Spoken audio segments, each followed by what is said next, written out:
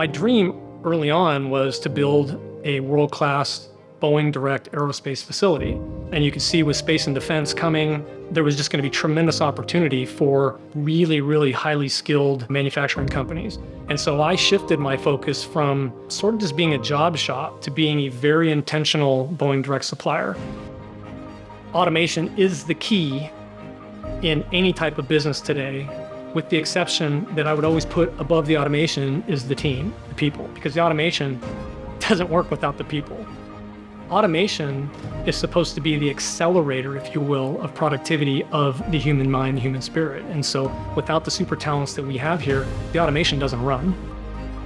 Getting the right people, not necessarily just because they have the experience of, multi-years running a certain type of machine tool, but do they have a mindset of continuous improvement and lean coupled with the technology?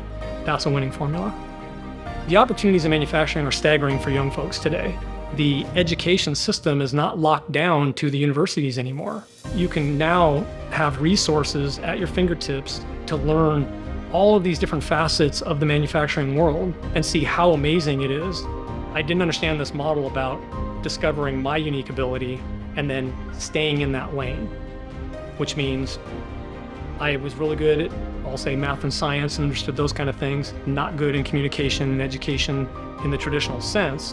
But once I got into the manufacturing space, I completely flourished. I think that's what most people don't understand about manufacturing is maybe you're not the part builder, but maybe you're somebody that really understands and loves systems, that you can start in a certain place and that you can see the bigger picture of starting with a raw piece of material and working it through a series of processes to yielding that end result.